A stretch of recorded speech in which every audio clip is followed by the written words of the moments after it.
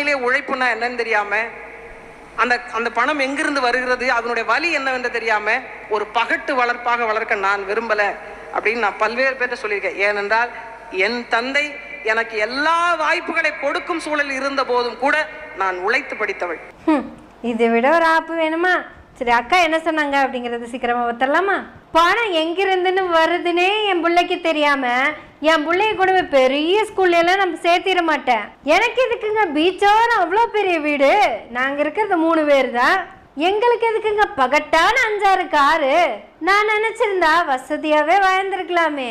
ஏன் இந்த மண்ணுக்காக ஏழை எளியவளாவே இருக்க ஆசைப்படுறேன். நான் சாதாரணமா நடந்து வந்து என் தொண்டர்கள் கிட்ட பேசுவேங்க. எனக்கு எதுக்கு கருப்பு பூனைப்படா, கருப்பு கலர் ட்ரெஸ், கருப்பு காரு? நான் பகட்டு வாழ்க்கைக்கு ஆசைப்படுபவள் அல்ல. ஏனென்றால் நான் சொந்த உழைப்பில்